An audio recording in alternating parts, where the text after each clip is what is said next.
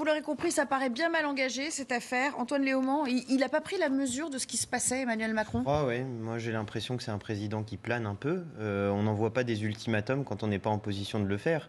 Emmanuel Macron n'est pas je sais pas quoi, le chef de guerre vis-à-vis d'une Assemblée nationale. L'Assemblée nationale, dans notre pays, c'est elle qui détient le pouvoir législatif. Et là, désormais, M. Macron, s'il veut faire passer des choses, il va falloir qu'il compose. C'est vrai qu'il n'a pas l'habitude. Jusqu'à présent, dans les 5 dernières années, il avait une majorité absolue. Il avançait à son trompette en disant youpla boum, tout va bien se passer. Et il a fait un peu comme si le peuple n'existait plus. Il va y avoir des élections, de toute façon je vais être réélu face à Marine Le Pen, pas de souci. Et il y avait ce petit truc juste derrière qu'il avait oublié, qui s'appelle les élections législatives, et qui ne lui ont pas donné de majorité claire. Donc quand il dit en plus qu'il s'est fait élire sur un projet, c'est insultant, quoi, parce que pour les gens qui ont voté pour lui au deuxième tour pour ne pas avoir Madame Le Pen, c'est extrêmement insultant. Et en plus de ça, nous prétendre qu'il a un projet clair, c'est aussi insultant, parce qu'à part la retraite à 65 ans, moi je ne sais pas ce qu'il veut faire. Il faut aller chercher dans ce qu'il a dit à la Commission européenne pour savoir ce qu'il veut faire, à savoir supprimer 80 milliards d'euros du budget de l'État, soit l'équivalent du budget de l'éducation nationale et de la police. Je me demande bien où il va trouver les 80 milliards d'euros. Carole Guilherme, de son point de vue à lui, on est à peu près certain qu'il avait l'impression de faire un peu amende honorable. Il y a un petit côté, toujours chez Emmanuel Macron, je vous ai compris, on va travailler, on va composer. Mais en fait, non. Enfin, on a l'impression quand même qu'il s'arc-boute sur quelque chose effectivement qui lui échappe. Or, il peut pas. Il a la connaissance de notre histoire récente de la Ve République. Il peut pas faire comme s'il connaissait pas le fonctionnement de nos institutions. À un moment donné, il faut appeler un chat un chat. Oui, alors je vais commencer par modérer le propos de Monsieur Léaumont, Monsieur Emmanuel. Sur le projet, il vous dit qu'il n'y a rien, que c'est le vide intégral. Hein. Oui, alors c'est pas exactement ça. Enfin, je veux dire, et je vais rappeler quand même que les Français ont voté lors d'une élection présidentielle que le 24 avril dernier, ça s'est conclu par la réélection d'Emmanuel Macron.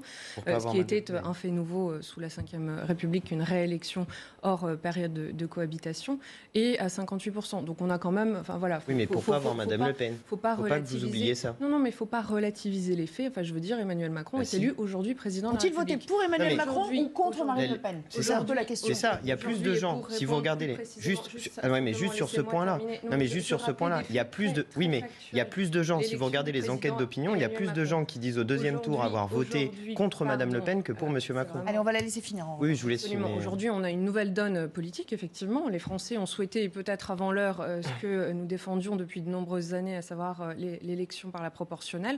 Donc on a une tripartition. C'est vrai que ça va amener certains compromis, probablement, et c'est tout le discours qui a été porté par Emmanuel Macron hier soir. Je ne crois pas qu'il y ait eu une fermeture de porte, ou au contraire, il y a des perspectives qui ont été manifestement évoquées, semble-t-il, avec les leaders de partis politiques et de groupes à l'Assemblée nationale. Je veux dire, je ne sais pas appeler cela autrement qu'une main tendue. On a aujourd'hui à l'Assemblée nationale une majorité qui reste relative et qui amène demain des logiques probablement un peu plus de compromis, de discussion, de dialogue. Et on verra, dès le 6 juillet, vraisemblablement, on a des textes qui seront soumis à l'Assemblée nationale. À commencer par celui sur le pouvoir d'achat, le budget rectificatif également. Mais quand vous dites 9 milliards une main tendue à destination des Français qui ont vocation à être adoptés. Là, je veux dire, les oppositions seront mises face à leur... mais quand il dit une main tendue, au fond, il s'attend à ce que les oppositions, qui même quoi qu'ayant pas grand-chose sur le fond et sur les idées sociétales en commun, s'accordent quand même, par exemple, sur la question des retraites. Il s'attend à ce que les oppositions, dans toute leur diversité, vote dans le sens de ces projets de loi. Enfin, c'est ça un petit peu l'idée. C'est oui, je vous tends la main, mais votez pour moi ou votez comme moi. Au bout d'un moment, il faudra bien que les textes soient votés ou ne soient pas votés. Et dans ce cas-là, on en tirera collectivement les conséquences. Mais là, la question, elle est collective. Enfin, je veux dire, les Français ont souhaité porter à l'Assemblée une Assemblée composite. On doit réfléchir collectivement aux moyens d'en sortir. François Devoyer, au fond, c'est une Assemblée qui revient à son rôle originel. C'est-à-dire qu'on parle tellement depuis 48 heures là de blocage, mais finalement, non, c'est la démocratie dans toute sa représentativité pratiquement absolue, on va dire, puisqu'on a beaucoup critiqué le manque de proportionnel, etc. De facto, on se retrouve pratiquement avec quelque chose qui correspondrait à un système à la proportionnelle. L'Assemblée va pouvoir jouer son rôle à plein. On a presque oublié quel était son fonctionnement dans la 5e. Exactement, je pense depuis Michel Rocard en 88. Et c'est, je pense, très réjouissant. Les Français nous surprennent toujours en matière politique. Je pense qu'ils font payer à Emmanuel Macron son manque d'humilité et le fait effectivement que le président n'a pas présenté de projet. Là, j'ai un désaccord avec Mme Guilherme. Effectivement, personne n'a voté sur un projet au cours de l'élection présidentielle. D'ailleurs, il n'y a pas eu de campagne.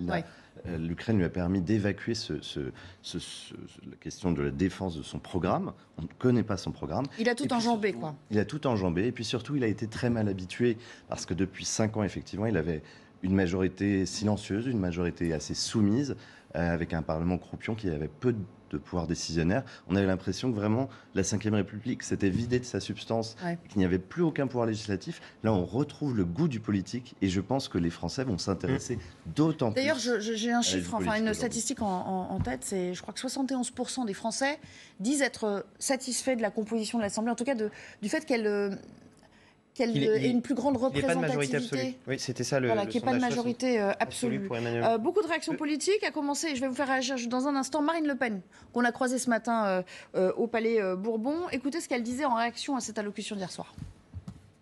Il n'y avait pas grand-chose dans ce discours. Je pense qu'il y a 2 choses qu'il faut retenir. La première des choses, c'est qu'Emmanuel Macron entend, semble-t-il, à la différence de son ministre des Relations avec le Parlement, M. Véran, considérer que toutes les forces politiques méritent d'être respectées. Ça, c'est la première des choses. Deuxièmement, lorsqu'il fait reporter la responsabilité sur les partis d'opposition de devoir faire un premier pas, je crois qu'il n'a pas compris ce qui s'est passé, en fait. Ce qui s'est passé, c'est que c'est à la majorité de faire le premier pas pour amodier son projet, pour tenir compte précisément de l'avis des électeurs. Bon, voilà, je pense que le fonctionnement de l'Assemblée nationale l'obligera à comprendre cette réalité. Antoine, au moins sur ce point, vous êtes d'accord ? Même si ça s'arrête là. Moi, je ne compte pas que M. Macron a maudit son projet. Enfin, il y a tellement d'incompatibilité entre nos projets, et notre projet est tellement un ensemble que si jamais on venait prendre des petites mesures isolément, ça permettrait pas de garder cette cohérence-là. C'est un peu le problème qu'on a d'ailleurs, parce que l'augmentation du SMIC, si vous ne faites pas en même temps les réformes sur l'entreprise pour permettre ce qu'on appelle, nous, le fonds de solidarité interentreprises, pour faire en sorte que les petites entreprises payent moins de cotisations sociales et que les grandes entreprises en payent davantage. Si vous ne faites pas l'un et l'autre en même temps, vous allez mettre des entreprises en difficulté. Mais bon, s'il veut augmenter le SMIC, on y sera favorable. Petite incise, il y a d'autres textes quand même sur lesquels il va falloir que vous mettiez au diapason au sein même de votre coalition. Exactement, mais on va regarder. Mais justement, je vais rejoindre ce que vous disiez. En fait, on va redécouvrir le pouvoir d'amendement, et la Macronie va devoir redécouvrir le fait de composer. C'est-à-dire, si jamais ils disent non à tous nos amendements, comme c'était le cas dans les années précédentes, nous, on ne votera pas des textes dans lesquels il n'y a absolument rien de ce qu'on a proposé. Et là, il y aura blocage. Oui, il y aura blocage. Mais je voulais revenir. Tout à l'heure, vous aviez un bandeau qui me faisait rire. C'était la Macronie assiégée. Et je trouve vraiment très intéressant justement le parallèle. D'un côté, il envoie un ultimatum. De l'autre côté, il y a ce sentiment de Macronie assiégée. On n'envoie pas des ultimatums depuis un siège. Enfin, quand on est... on peut envoyer l'ultimatum quand on est celui qui assiège. Mais quand on est dans le siège, en général, c'est un peu difficile. Voilà, c'est un peu difficile de dire les gens, vous allez faire comme ça à partir de maintenant. Il y a un peu ce décalage réellement entre un homme qui n'a pas compris une situation politique et une situation politique qui va s'imposer à lui, qu'il le veuille ou non. Autre réaction, et là je vais me tourner vers vous pour intervenir après, c'est Manuel Bompard. Manuel Bompard, carrément, il a utilisé des mots très forts sur l'antenne de RTL ce matin. Il a carrément parlé de crachat à la figure des Français. Bon, avec toute la verve, vous savez, qu'il caractérise. C'est parti. Écoutez, il n'a pas fait une proposition, il a posé un ultimatum. Il a dit au groupe parlementaire à l'Assemblée nationale, mon projet, en quelque sorte, il a été approuvé par les Françaises et les Français au 2e tour de l'élection présidentielle. Et dorénavant, vous devez dire si vous êtes d'accord pour participer à sa mise en œuvre. Bon, sur cette base-là, il est évident que pour notre groupe, qui a mené 2 campagnes électorales en opposition à ce projet, il est bien évidemment impossible que nous participions à la mise en œuvre du projet du président de la République. Je trouve qu'hier, il y avait quand même une forme de crachat au visage du peuple français. Bon, voilà, alors lui, il est quand même un peu radical dans le propos. Ça vous a choqué qu'il utilise ces termes-là ? Oui, on n'est pas obligé de systématiquement antagoniser les Français et la perception que l'on peut avoir de ce qui se passe à l'Assemblée nationale. Et vous voyez, il utilise le terme ultimatum que M. Léaumont vient de réutiliser. Donc on appelle ça des éléments de langage.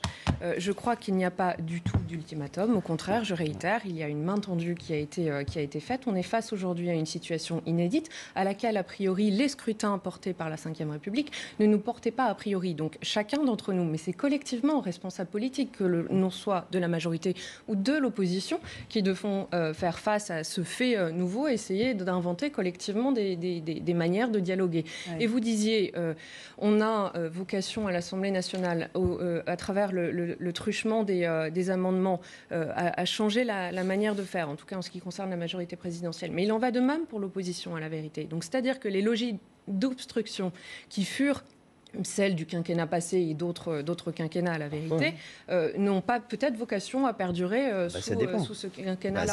Pardon, mais il faudra qu'on fasse passer les textes à un moment. Oui, mais si ça dépend complètement. Non, ça dépend. Alors, c'est autre chose. Allez, vous répondez rapidement. Et puis très rapidement, mais c'est autre chose qu'il va falloir redécouvrir, c'est qu'une opposition est là pour s'opposer.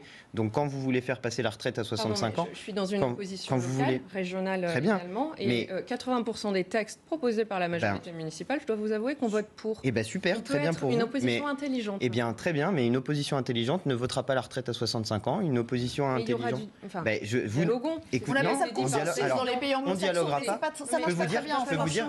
Ah non, je peux vous dire... C'est ça que ça nous dit, c'est ce que les Français veulent. Mais bien sûr, mais allez, on va élargir un peu le débat si vous voulez bien, juste on utilisera tous les moyens à notre disposition, y compris l'obstruction s'il le faut, pour empêcher la retraite à 65 ans. Parce que les Français nous ont élus pour ça. François Calfon nous a rejoint, membre du bureau national du Parti socialiste. Bienvenue à vous. Merci. On parlait donc d'Emmanuel Macron, des termes qu'il a employés. Compromis, responsabilité. Alors à l'instant, on s'interrogeait sur la notion d'ultimatum. Je crois qu'Olivia Grégoire elle-même disait non, mais il n'est pas question de délai. C'était vous qui le disiez au début, c'était 48 heures pour répondre. Oui, non, mais elle réfute l'idée que ce soit 48 heures, on aurait mal interprété ou il n'aurait jamais dit ça.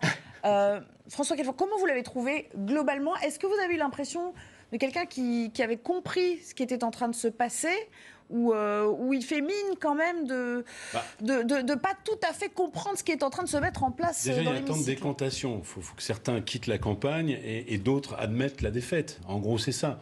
Et donc, on est dans une espèce de situation de poker menteur. Moi, je reviendrai sur la campagne pour décrire la situation de maintenant. Il faudra quand même que la NUPES s'interroge sur le fait qu'au soir du premier tour, il y avait 200 victoires possibles. Au soir du deuxième tour, il n'y en a que 130. Donc je veux bien que vous disiez, comme 131, et encore, tous les partis n'ont pas performé autant au second tour. Je veux bien que vous disiez, on va faire le bruit et la fureur, on va s'opposer, on va faire de la guérilla.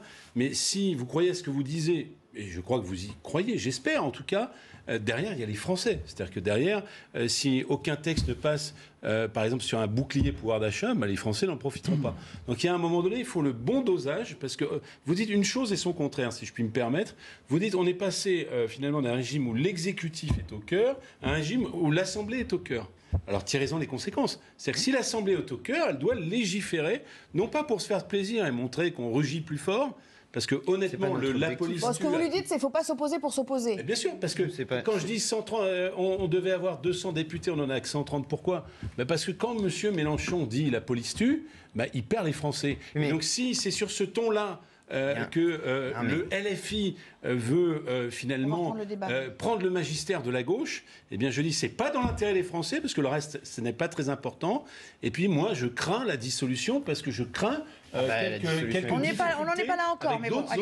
Juste une petite regard. Interruption d'une minute pour retrouver Mathieu Rio pour le flash, et on reprend bien sûr ce débat d'ores et déjà passionnant entre vous.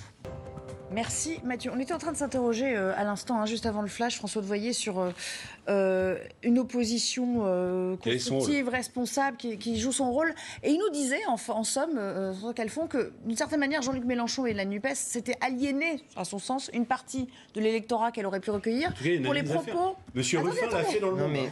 Pour les propos tenus sur la police, notamment. Est-ce que vous partagez cet avis ? Alors, même si vous ne votez pas forcément pour eux, mais bon. Au-delà, on oublie que la grande gagnante de ces législatives, c'est Marine Le Pen. Elle a gagné bien sûr le défi de la dédiabolisation, en faisant élire 89 députés dans un mode de scrutin qui lui était très défavorable. Et grâce aux réactions excessives de la NUPES, elle est en train de gagner le défi de la notabilisation. Ces députés sont arrivés très calmes à l'Assemblée, ils sont cravatés, ils jouent vraiment, ils se sont mis dans le costume immédiatement. Mais depuis hier, on commande beaucoup la forme. Parlons aussi du fond. Enfin, je veux dire, ça arrive encore bien sûr, sympa, mais les réactions de Marine Le Pen, ça ne fait pas passer les lois. Sont assez constructives. Elle est assez raisonnable dans ses réactions. Elle laisse la porte ouverte à des accords ponctuels en fonction des textes concernés. Et donc, de ce point de vue, c'est tout de même une vraie révolution, à mon avis, à laquelle on assiste. C'est quoi, Carole Guilherme, une opposition responsable? Pour revenir, et après, vous voulez réagir à ce qu'il vient de dire, c'est ça, mais c'est qu'on dit qu'on est une opposition irresponsable, tout ça, j'aimerais bien juste dire un petit mot. Effectivement, il y a eu plus de députés du Rassemblement national que ce que nous attendions. Mais je ne pense pas qu'on puisse en imputer la responsabilité à ceux qui se sont battus contre le Rassemblement national. Je pense qu'il faut en imputer la responsabilité à ceux qui ne se sont pas battus contre le Rassemblement national. Et dans ce cas-là, la Macronie a une responsabilité morale, historique, qui est gigantesque. Je vous donne un exemple très concret. Dans le sud de mon département, l'Essonne, il y avait un candidat qui s'appelle Mathieu Hiller, qui est un candidat brillant, un syndicaliste engagé profondément, qui défend les salariés depuis des années. Il était au deuxième tour face à quelqu'un du Rassemblement national. Il a perdu à 2200 ou 2400 voix, je ne me souviens plus exactement.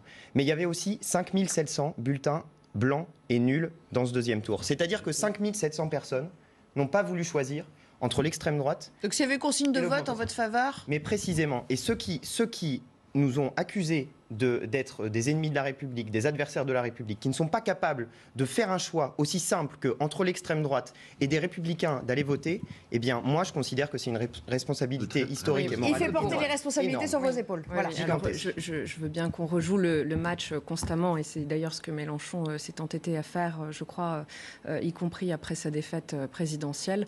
Il n'en demeure pas moins aujourd'hui que sur les résultats, on peut revenir sur l'analyse. Celui, en tout cas, qui a appelé à l'électorat du Front National, c'est bien Jean-Luc Mélenchon. Et les études le montrent bien que la porosité s'est faite aussi sur les duels de second tour. Pardon, mais je vais revenir. On a été très clair, et on a combattu les extrémismes de tout crin, et on l'a fait parfois avec victoire, ce qui nous permet aujourd'hui d'être le premier groupe numériquement à l'Assemblée nationale, 245 députés de la majorité présidentielle, et parfois, évidemment, on a perdu, c'est le jeu de la démocratie. Pour répondre à votre question sur l'opposition initiale, responsable, c'est quoi? Parce que c'est un terme qui a été prononcé à plusieurs reprises hier par Emmanuel Macron. C'est une très bonne question. Effectivement, la logique qui a perduré sous la 5e, c'était la bipolarité, c'est-à-dire qu'on s'oppose ou on est pour. Aujourd'hui, on est contraint, les faits nous y amènent, et en particulier pour les oppositions, de composer un peu différemment. Donc l'opposition responsable, ce sera celle qui permet de dire, oui, il y a certains textes où on va faire le jeu des amendements, où on va chercher à améliorer un texte, et c'est précisément ce à quoi sert le dialogue parlementaire, aussi bien dans son origine.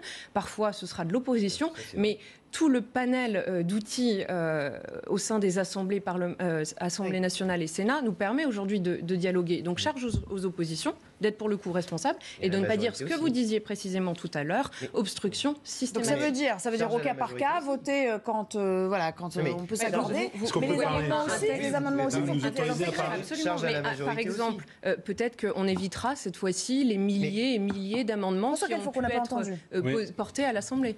J'essaie que chacun s'exprime parce que c'est fini les gentils et les méchants. Et je veux dire, c'est un peu comme si un rêve se réalisait, c'est-à-dire qu'on est revenu à un régime d'assemblée, ce qui a été souhaité par beaucoup, par vous, par moi, et qu'on n'en tirait pas les conséquences. Les conséquences, c'est la co-construction. Donc, quand je suis arrivé sur ce plateau, mais je vois que ça évolue très vite. Tant mieux, il va bien falloir que ça évolue. C'était, on fera l'opposition systématique, la guérilla, etc. Moi, je veux bien, mais à partir du moment où il n'y a plus de stabilité, et on doit en tirer des conséquences positives, c'est aussi peut-être à mettre au crédit de la NUPES. Moi, j'essaie d'être objectif. À partir du moment où il n'y a plus d'exécutif fort, il faut prendre la mesure de ce qui est en train de se passer. Alors, avec un jalon, je vous le dis quand même, parce que manifestement, qui est le plus rouge et le plus pur et le plus dur, c'est une sorte de course à l'échalote. Mais moi, ce que je crois, ça c'est très personnel, je crois qu'on retournera devant les électeurs avant le terme des 5 ans. Parce que ça ne tiendra pas. Non, donc, moi, au lieu d'accuser les uns les autres, les fâchés, pas fachos, c'est la faute à Macron, qui est un peu court d'école, honnêtement, et je le dis aux uns comme aux autres, qu'est-ce qui est efficace pour les Français ? Et est-ce que, parce que c'est ça qui nous pend au nez, est-ce que retournant aux urnes, nous aurons non pas 90 députés Rassemblement National, mais une majorité Rassemblement National. C'est ça qui doit nous animer. On parle de la dissolution. On va s'interrompre quelques minutes, vous l'avez compris avec le générique, et on revient bien sûr pour la deuxième partie. On continue à parler de la suite de la recomposition de l'Assemblée nationale. À tout à l'heure. On était en train de débattre sur ce plateau du fonctionnement de nos institutions ou de l'idée qu'on s'en fait, et c'est vrai que Si Emmanuel Macron ne trouve pas, ne recueille pas l'assentiment des autres formations politiques de l'opposition, il a toujours une arme à sa disposition. On en parlait tout à l'heure entre nous, c'est la dissolution.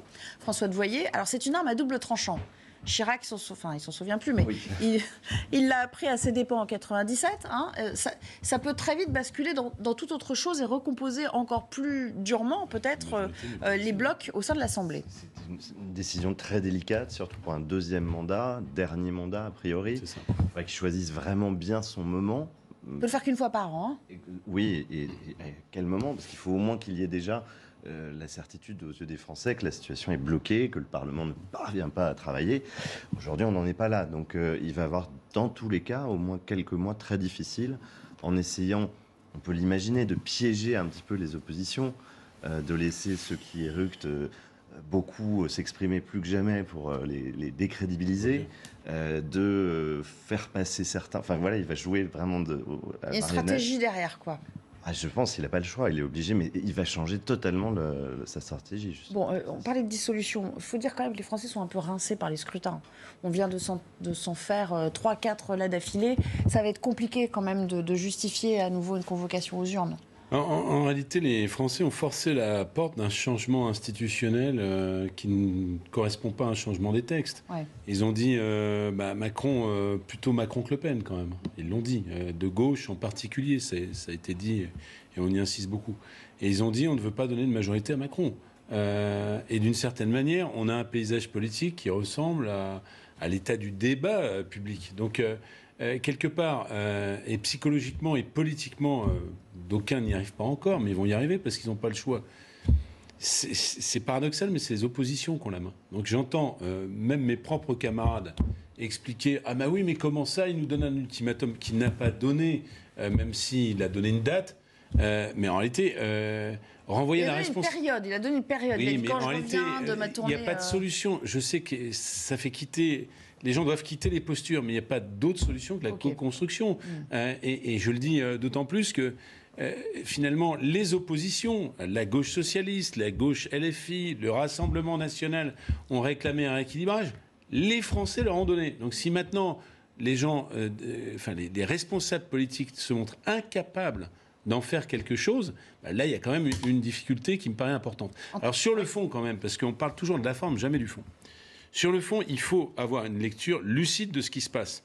Les Français, sur le plan sociétal, sont très à droite. C'est-à-dire c'est la ligne CNews. Il y a une ligne identitaire très forte, sécuritaire. C'est un clin d'œil. Je vois bien que vous réagissez. Mais c'est une ligne très à droite. Je ne suis pas endormie, je vous écoute. Les Français sont très à droite sur la question sécuritaire. Je le regrette, mais c'est comme ça. Et sur la question sociale... Ils sont très antilibérales. C'est ça la réalité. C'est-à-dire que et donc, comment on sort une politique avec ça? Alors, ça tombe bien, si j'ose dire. L'urgence, tout de suite, elle n'est pas sécuritaire, elle est sociale. Donc, est-ce que les députés, la représentation nationale, en lien avec l'exécutif, est capable de voter un paquet pouvoir d'achat? C'est ça, concrètement. Vous irez dans le sens du paquet sur le pouvoir d'achat? C'est un peu le problème, parce que ça va dépendre de ce qu'il y a là-dedans. Et ça va dépendre de si, oui ou non, les amendements que nous faisons à l'intérieur des textes et article par article sont adoptés. Le problème, c'est qu'il ne faudrait pas non plus que M. Macron et la Macronie, d'une manière générale, se servent de un ou deux trucs qui vont dans le bon sens, dans un paquet de lois global dans lequel il y a plein de trucs nuls. Pour dire, vous l'avez fait échouer. Exactement, mais ça, c'est évident que c'est ce qu'ils vont faire. Ils vont faire en sorte, et on regardera article par article et amendement par amendement ce qu'on fait. Vous disiez tout à l'heure, c'est difficile de s'exprimer dans le sens où on ne sait pas vraiment ce qu'il a en tête, quoi. Il a donné... On ne sait pas, non mais sur le projet. Alors, vous dites qu'il n'y a pas de projet. Moi, la chose qui m'a un peu choqué hier, c'est qu'il a donné un genre de calendrier de plan de bataille en faisant comme si vraiment la situation n'avait pas changé, qu'il avait encore une majorité absolue. Il est en mode, on va faire ça. Ça dépend, on va voir. Ça va complètement dépendre. Continuer à donner. Après, pour aller plus loin, qui donne sa feuille de route, il est élu président. Ça ne veut pas dire que c'est sa feuille de route qui s'impose. Bien sûr, exactement. Voilà. Mais pour aller plus loin sur le sujet, ça va aussi dépendre de ce que... moi, je suis dans un des groupes d'opposition, le principal, la Nouvelle Union Populaire Écologique et Sociale. Mais il y a en face deux autres groupes d'opposition, le Rassemblement National et les Républicains. ça va dépendre aussi de ce qu'eux font. Parce que s'ils tirent les textes vers la droite, alors que vous le disiez, et très justement, moi je suis complètement d'accord avec vous, c'est assez rare qu'on soit d'accord avec M. Calfon, mais là pour le coup on est d'accord, il y a une majorité sociale. Quand vous ouvrez vos chagrins, vous êtes correct. Il y a une majorité. Pour sortir des éléments de langage, je vous jure, c'est bien. Il y a une majorité dans le pays pour faire une politique sociale. Si je prends le sujet de la retraite, de l'augmentation du SMIC, etc., les gens sont plutôt d'accord avec notre programme que d'accord avec celui de M. Macron. Et d'ailleurs, ils ont essayé d'empêcher que ce programme-là puisse s'appliquer. Donc, ça va dépendre de ce que font les autres. Si les autres, ils tirent les textes vers la droite, nous, on ne pourra pas voter ces textes-là. Alors, j'aimerais vous faire réagir à un son de Bernard-Henri Lévy sur notre antenne qui associe, vous l'avez peut-être entendu ce matin, on vous repasse cet extrait, le RN et la France insoumise avec des mots assez durs, vous allez voir. Ah oui, c'est un signal clair et surtout très inquiétant. Oui, ce sont les deux visages de la France rance, de la France qui n'aime pas la France, qui ne s'aime pas elle-même, qui tourne le dos à ce qu'elle a de grand. Et c'est vrai que je n'imaginais pas, il y a 10-20 ans, voir un jour ça. C'est-à-dire ces deux blocs extrêmes et qui sont à bien des égards jumeaux. Du coup, François Devoyer, la France-France, ça fait combien de millions d'électeurs, ça ? Il fait fi des électeurs aujourd'hui Le tiers de la population française à peu près. Je pense que si on rassemble tout ce que Bernard-Henri Lévy estime être... C'est terrible de la part de quelqu'un comme ça d'affirmer ce genre de choses quand les gens ont glissé leur bulletin dans l'urne. C'est même des postures, des tartes à la crème qui me prend parfois dans la figure. Mais voilà, il nous fait toujours une posture de prêtre, de curé qui fait son homélie. Carole Guillerme, sur la France-France. Bon, vous vous sentez pas concerné, donc ça va, mais vous trouvez ça va trop loin. C'est un peu dire moi je fais abstraction des gens qui sont allés aux urnes et je considère que en fait ils font complètement fausse route et que ils sont pas dans leur état normal d'une certaine manière. Il faut respecter les Français, le choix des urnes. Aujourd'hui, on est face à une situation politique inédite et tout cela doit être profondément respecté. Et ce que disait M. Calfon tout à l'heure est très juste. Charge aux responsables politiques d'être responsables et d'œuvrer à trouver des solutions. Je n'emploierai pas le terme de dissolution. Je ne crois pas que les choses soient complètement fichues à ce stade. En revanche, charge à chacun de dialoguer et de se dire que l'Assemblée peut vraisemblablement vous n'avez pas vraiment être réagi à Bernard-Henri Lévy. Il n'a pas trouvé d'avocat sur ce plateau. Mon propos est très clair. Je dis on respecte les Français et l'expression qui s'est manifestée dimanche dernier. D'accord, ok, là vous avez un peu réagi. Il vous associe en plus. Non, mais encore plus loin. Il dit il y a une forme de gémellité entre vous. Ouais, très joli mot, la gémellité. C'est vrai qu'on l'entend pas souvent sur les plateaux, mais c'est effectivement le fait d'être jumeaux. Effectivement, il y a quelque chose d'extrêmement insultant. Bon, déjà, mettre dos à dos Rassemblement National et la gauche républicaine, franchement, c'est pas à la hauteur de quelqu'un qui se prétend philosophe. Honnêtement, je parlais tout à l'heure des gens qui n'ont pas fait de choix entre les deux et qui ont coûté l'élection d'un certain nombre de députés de l'ANUPS et qui ont permis l'élection d'un certain nombre de députés du Rassemblement National. Monsieur Bernard-Henri Lévy est clairement dans cette ligne-là. Mais ensuite, dire à des gens comme nous qu'on est la France qui n'aime pas la France, mais moi ça me fait hurler. Qui n'aime pas la France? Ceux qui aiment la France, c'est ceux qui défendent, à mon sens, mais je conçois qu'on ne soit pas d'accord avec moi, c'est ceux qui défendent l'héritage révolutionnaire et républicain de notre patrie. C'est ceux qui... moi, ma France, c'est celle de Jean Ferrat. On vous dit parfois que vous n'aimez pas la police, quoi. C'est ce qu'on vous reproche. Non, mais la police n'est pas la police n'est pas la France, c'est une partie de la France, si vous voulez. Non, la police toute seule n'est pas la France. Non, la police... C'est pas ce que vous dites, monsieur. On a des forces de l'ordre et on a le droit de... Mais à ce moment-là, les défendre et les soutenir. Bien sûr, mais vous les mettez tout seuls dans un coin. Non, mais si vous voulez dire que la police et la France toute seule, allez-y. Mais moi, je ne suis pas d'accord avec ça. La France, c'est bien plus que ça. C'est justement cet héritage d'une France républicaine, sociale. Et moi, je m'inscris. Vous voyez, hier, j'ai fait mon. Enfin, pas hier, lundi, mais le temps passe bizarrement. Ou mardi, pardon. J'ai fait mon entrée à l'Assemblée nationale comme député de la République. Et pour des gens comme moi qui ont chevillé au corps l'héritage révolutionnaire et républicain de notre patrie, quand on entre dans un lieu comme celui-ci, oui, on sent comme étant une partie de l'histoire de la France dont on vient continuer le fil. Et dire à des gens, vous changeriez pour rien au monde nos institutions? Comment? Vous aimez bien le fonctionnement de notre non, mais précisément, tel qu'il existe désormais? On peut enchaîner sur ce plan-là. En réalité, moi je pense qu'un des moyens de régler le problème qu'on a à l'heure actuelle, mais c'est une des choses qu'on propose depuis des années, c'est de passer à une 6e République en faisant une Assemblée constituante. Mais je vais aller jusqu'au bout. La constituante telle que nous la pensons, elle a un rôle très spécifique dans la dans la reconstruction du peuple français lui-même. C'est-à-dire que chacun doit pouvoir participer à cette Assemblée constituante avec ses propositions, avec ses mesures, y compris avec des gens qui pourraient être tirés au sort à l'intérieur de cette Assemblée constituante, pour redéfinir les règles et pour définir des règles que nous aurions en commun. Parce que je pense que personne n'est satisfait. J'entends. Vous voulez rajouter un peu des échelons de représentativité. C'est bien sur le papier, mais est-ce que ça risque pas d'entraîner encore plus de blocage? Là, on est bloqué quand même. Et c'est pas de la faute de la 6e République. Oui, mais ça fait 3 jours. Allez, ça fait 3 jours. Une chose en style télégraphique. Moi, quand j'entends Bernard-Henri Lévy, je me dis qu'il représente bien quelque chose dans cette société. Mais c'est ce bloc élitaire et mondialisé qui se replie sur lui-même. Et d'une certaine manière, tous les changements qui vont dans le bon sens, le mauvais sens, tout ça, c'est plutôt une France renfermée qu'il représente. C'est-à-dire, il ne les comprend pas. Il ne comprend pas, après tout, il dit la France, mais il ne comprend pas les sans-culottes, il ne comprend pas la dynamique qu'il y a pu avoir dans ce pays. Et c'est un peu, pour moi, regrettable. J'ai même envie de dire que la légitimité française, tout le monde la partage. Mais je vois parfois... une attitude plutôt mondialiste, vous voyez, de ceux qui disent, alors je ne citerai pas le nom, je ne veux pas lui faire injure, qui dit je suis plus proche d'un Américain de New York que d'un Français de Picardie, moi en tant que Parisien et intellectuel du 6e arrondissement. Vous voyez, c'est cette France-là, celle de M. Bernard-Henri Lévy. Alors, il est sur les plateaux de télévision, il a le droit de représenter les élites, d'une certaine manière. D'ailleurs, plutôt bien, parce que je suis admiratif. Déjà, il commence par se représenter lui-même. Je suis admiratif de tout son col de chemise tout à fait. Bon, d'accord, allez, on va repartir sur l'aspect vestimentaire. Non, mais ça dit bien que quelque part,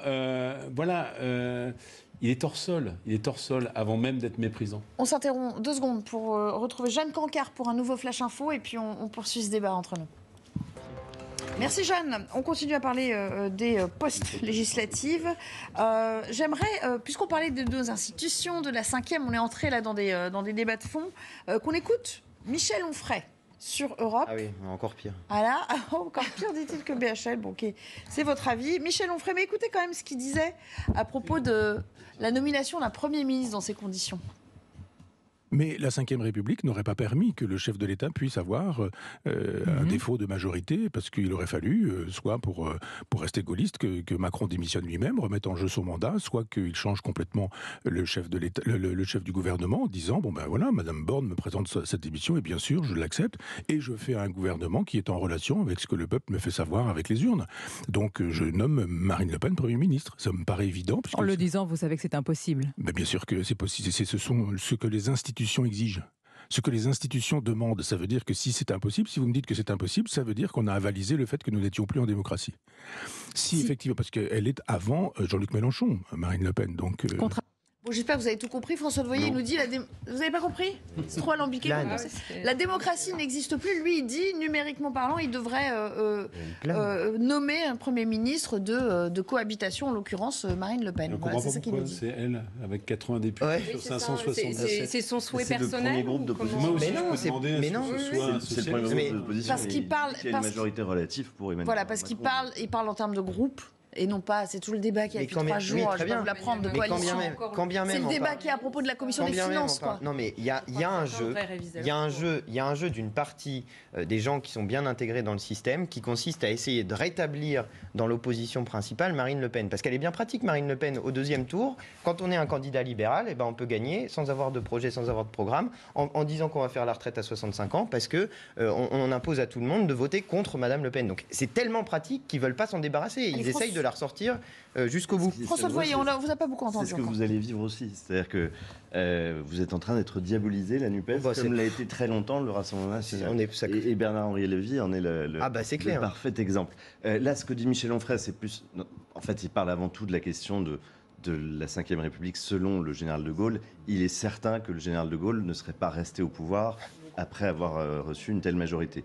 Il aurait démissionné.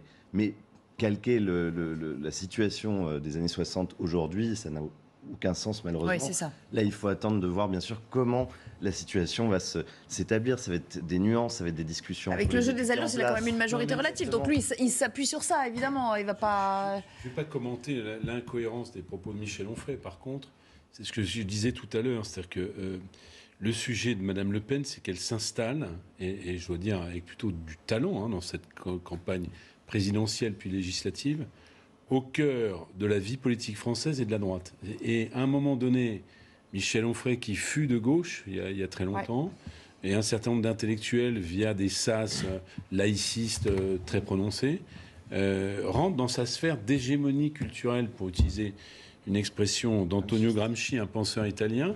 Et ce qui m'inquiète, c'est ces dynamiques politiques qui sont à l'œuvre. Et on l'a dit sur tous les tons, sur un ton polémique, maintenant plus cérébral, mais il ne s'agirait pas que finalement la gauche, et je le dis à mes amis de la France insoumise, avec qui j'ai des désaccords assumés, se ridiculise dans des postures qui sont finalement les postures de l'ultra-gauche. Et là, je ne suis pas en train de taxer l'ultra-gauche, mais les méthodes, par exemple, quand je vois, il se trouve que c'est des jeunes écologistes qui font des banderoles, qui s'accrochent à l'Assemblée nationale parce que 89 députés rentrent, je me dis que ça ne rend pas service à la gauche et ça participe de cette translation de la légitimité politique de la gauche vers l'extrême droite. Ça se pose aussi, d'une certaine manière, à ce centre politique, on a dit un centre charismatique, un hypercentre par Emmanuel Macron, qui après avoir une expérience, la première expérience politique où le centre droit, en fait, qui a gité à droite, aura à se poser la question de son propre avenir. Est-ce qu'il est à droite ou est-ce qu'il est au centre-gauche? Mais ce que je veux dire, c'est on a beaucoup cherché la jambe gauche quand même pendant cette première mandature. N'a pas existé. Ce que je veux dire, c'est que les hégémonies culturelles et politiques précèdent les majorités politiques. Et ce que je vois du moment dans lequel nous sommes, c'est que l'hégémonie culturelle est en train de passer à l'extrême droite. Carole Guilherme, voilà, il faut maintenant qu'il assume entièrement son choix de politique, Emmanuel Macron. La nouvelle méthode, ça va être quoi ? Voilà la nouvelle méthode. Écoutez, cette fameuse nouvelle méthode qui nous promet. Je crois l'avoir dit plutôt depuis le début de cette émission. On n'a pas super compris. Je suis navrée, je vais essayer tâcher d'être plus claire. On a évidemment le jeu des oppositions, mais aujourd'hui, encore une fois, toute la déclaration d'Emmanuel Macron hier fut celle de dire on peut avancer différemment. On a aujourd'hui un cadre qui est celui des institutions de la Ve République, je vous en prie, laissez-moi terminer, qui a vocation à évoluer, puisque les Français ont décidé cela ainsi, et le dialogue peut se faire au sein des instances que sont Assemblée nationale. Mais ça veut dire une remise en question. Pardon, je reviens simplement sur peut-être une remise en question aussi de tout ce qu'il avait en tête. Dans ces projets, nécessairement, quand on se présente à une élection, a priori, on y va pour gagner. Donc ça fut le cas pendant l'élection présidentielle, puisqu'on a Emmanuel Macron qui a été désigné par les Français président de la République. Et pour ces élections législatives, nous en ressortons avec une majorité dite relative, c'est-à-dire que les projets de loi, les propositions de loi qui seront soumises au vote des députés à l'Assemblée nationale et au Sénat seront l'objet de compromis et de discussions probablement plus soutenu qu'auparavant, et c'est toute la question. Le premier, ça va être quoi ? Le premier projet de loi, c'est très simple, c'est le pouvoir d'achat. Là, aujourd'hui, on a les Français, on a une inflation qui est importante. Dès l'instant où les institutions seront, enfin l'Assemblée nationale sera installée, Monsieur évoquait sa rentrée parlementaire. On aura le discours de politique, la déclaration de politique générale 5 juillet avec une motion d'opposition. A priori, et donc normalement dès le lendemain ou dès le jour J, les discussions se commenceront sur le projet de loi pouvoir d'achat. Je vais vous interrompre à nouveau. On a une dernière partie. Vous aurez peut-être encore le temps de faire valoir vos arguments les uns les autres, mais j'aimerais aussi vous soumettre ce sondage sur l'immigration qui montre que les 2 tiers des Français sont opposés aujourd'hui à une immigration massive. Vous le verrez, ce ratio. Et d'ailleurs, on voit surtout qu'il y a beaucoup de différentiels en fonction des classes d'âge. On voit que les jeunes sont moins enclins à rejeter en bloc la notion même d'immigration. Je vous ferai commenter ça tout à l'heure. Continue, ça fait 2 semaines qu'on en parle et on ne sait pas trop si Zidane va finalement venir ou pas. Allez, 2 tiers des Français considèrent aujourd'hui qu'il y a trop d'immigration en France. C'est ce qui ressort d'un sondage qui a été mené par l'Institut CSA pour CNews. Mais quand on regarde dans le détail, vous voyez le camembert, le ratio c'est 65 disent oui, il y a trop d'immigration. 35 disent non, il n'y en a pas trop. Il n'y en a pas assez, ils disent il n'y en a pas trop. Il y a beaucoup de disparités quand on regarde dans le détail, une grande disparité et notamment une fracture générationnelle. Et c'est ça qui nous interpelle peut-être le plus aujourd'hui. Quand on regarde la tranche des 18-24 ans, donc nos futurs adultes en responsabilité, ils sont les seuls à ne pas penser qu'il y a trop d'immigration. 60% disent non, mais vous voyez, ça s'inverse grandement quand on a plus de 50 ans. Voilà, à 70%, on estime qu'effectivement, il y a beaucoup trop d'immigration. Est-ce que ça vous surprend, ce ratio, Carole Guilherme, ou est-ce qu'au fond, on est là dans comment dire, le fait qu'on intègre toujours quand on est plus jeune, on a une volonté peut-être d'ouverture et d'ouverture sur le monde et sur les autres qui est peut-être plus grande, et après ça se réduit avec l'âge. Est-ce qu'il faut voir là le signe de marqueur de la jeunesse ou un signe des temps qui est en train de s'ancrer dans le temps ? Vous voyez ce que je veux dire ? Oui, oui. Est-ce qu'ils vont évoluer en tant qu'adultes un peu réac par rapport à ces questions ? Ou est-ce que c'est une nouvelle génération qui est en train vraiment d'intégrer des nouveaux codes ?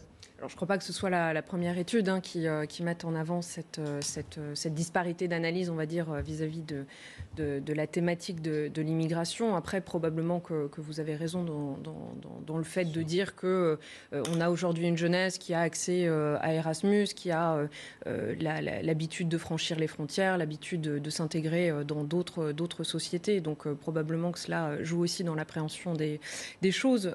Après, on a de longtemps eu un discours sur l'immigration, somme toute assez compliqué, antagonisant aussi. On a besoin de débattre de ce sujet-là. Je ne suis pas sûre qu'on y réponde constamment de la meilleure manière qui soit, en tout cas. François Calfon, est-ce que c'est une jeunesse qui, au fond, aurait intégré le fait qu'on va vivre autrement la notion de frontière dans l'avenir, parce qu'on nous dit souvent, les organismes, les flux migratoires ne vont faire que s'accentuer. Et d'une certaine manière, il faudra faire avec. Vous avez posé 2 questions intéressantes. La précédente était aussi intéressante. En fait, quand on regarde sur l'axe droite-gauche, plus on vieillit, en général, on évolue de la gauche vers la droite, pour parler simplement. Il y avait une chanson de Miossec qui disait ça. Non, mais c'est la réalité. On était tellement de gauche, je ne sais pas si vous vous souvenez. C'est votre génération. J'étais tellement de gauche quand j'étais jeune, vous voyez. Je suis un peu moins de gauche maintenant, mon jeune ami me le reproche, mais c'est comme ça. Mais donc ça, c'est la première question qui est posée. Ensuite, oui, il y a une espèce de grand chamboule-tout qui ne concerne pas que l'immigration, qui concerne aussi qu'est-ce qui fait partie des droits de l'individu et du commun. La notion de commun n'est pas forcément comprise par les nouvelles générations. C'est-à-dire que, par exemple, sur les sujets croque-top, burkini, etc., vous interrogez des jeunes gens qui se définissent à droite ou à gauche, ils vont commencer par vous dire sur tous ces sujets qui touchent un individu, moi je m'en fiche, chacun fait ce qu'il veut. Et donc cette notion de... Alors est-ce que c'est de gauche de dire... Oh bah, s'il y a plein de migrants, c'est leur affaire, c'est pas la mienne. Est-ce que la tenue vestimentaire, ça concerne pas la société, ça concerne les individus? Moi, j'aurais tendance à dire, mais c'est parce que je suis de cette gauche un peu réactionnaire, que c'est pas de gauche de pas considérer, et c'est d'ailleurs pas citoyen de pas considérer qu'il y a du commun et un espace public. C'est un peu nuancé. Mais peut-être que mon jeune ami, il va pas vous dire la même chose. Plus à gauche qu'à moi, dira des choses très différentes. Vous avez posé plusieurs questions. Alors déjà, est-ce qu'on est... il y a effectivement un glissement souvent qui se fait de la gauche vers la droite avec l'avancement de l'âge, mais qui est souvent lié à des positions sociales. Parce que les gens, au cours de leur vie, accumulent du capital et qu'ensuite, ils ont envie de défendre leur capital. Et quelque part, j'allais dire, c'est bien normal. Ceux qui restent des partageux... Tu commences déjà à glisser, là. Ah non, mais moi je suis un partageux. Je m'en fiche, c'est pas l'argent. Non, il fait un constat. Sur... voilà. Maintenant qu'il est député, chacun tient son précaré. Après, pour ce qui concerne l'immigration en particulier, je pense qu'il y a, dans la jeune génération, en fait, les jeunes gens voient que l'immigration successive ne pose pas de problème à l'intégration et qu'on fait France tous ensemble. Donc les jeunes gens ne voient pas le problème de la manière dont d'autres personnes le voient. Et justement, c'est là qu'il faudrait encore plus s'interroger. On parlait tout à l'heure d'hégémonie culturelle et de la manière dont des idées se mettent en place. Mais ceux qui vous répondent le plus souvent que l'immigration pose un problème ne sont pas eux-mêmes dans des situations où ils croisent beaucoup de gens qui sont ni immigrés ni issus de l'immigration. Totalement. Mais ça, c'est le vieux discours sur campagne versus ville. Mais pas seulement campagne versus ville. Parlez-en aux Mahorais.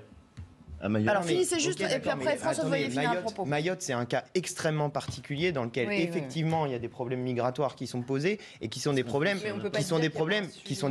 majeurs. Mais après, si on avait des débats sur l'immigration qui étaient des débats, si on avait des débats sur l'immigration qui étaient des débats un peu posés, un peu calmes, en disant c'est quoi l'immigration exactement, parce que dans l'immigration, il y a beaucoup de gens qui viennent en France, mais de manière très temporaire, qui sont des gens qui viennent soit pour le travail, soit qui viennent pour les études notamment. Et il y a une espèce de manière de parler de l'immigration toujours en la rendant négative. Mais le problème aussi... Juste pour aller jusqu'au bout de ça, mais l'immigration, c'est aussi une manière pour la France de rayonner. Quand des gens viennent étudier dans notre pays, qu'ils apprennent la langue française et qu'ensuite ils repartent dans leur pays... Ça, c'est la face sympa de l'immigration, ce qu'elle peut apporter de différent et d'enrichissant. Mais il y a aussi cette face que vous ne pouvez pas réfuter et que beaucoup mettent en avant, c'est le le lien aujourd'hui entre immigration et insécurité, beaucoup le font, vous le savez quand même. Pour aller jusqu'au bout de la première partie, c'est peut-être aussi pour ça que les jeunes se rendent plus compte que l'immigration est une chance pour la France, parce que la partie avec laquelle ils sont en contact pour les jeunes qui font des études, ce sont justement les gens qui viennent étudier dans notre pays, qui ensuite repartent. Ah non, François de Voyer, on ne voit pas le générique encore, François de Voyer n'a pas parlé, encore, allez, 30 secondes, une minute. Tout le monde a oublié, il y a tout de même 2 tiers des Français donc qui trouvent qu'il y a trop d'immigration en France, et ça fait plus de 40 ans. Les premières études sur le sujet, c'était dans les années 80. Donc il faudrait peut-être s'emparer. Alors, attends, ça se confirme, mais il faudrait voir entre générations si ça se confirme aussi. Alors, au sujet des générations, il y a tout de même un non-dit sur la démographie. Simplement que les jeunes générations aussi sont beaucoup plus issues de l'immigration que d'autres. Mais pareil. En revanche, moi j'aimerais rappeler une dernière chose. Il faut décorréler définitivement la question du racisme et de l'immigration.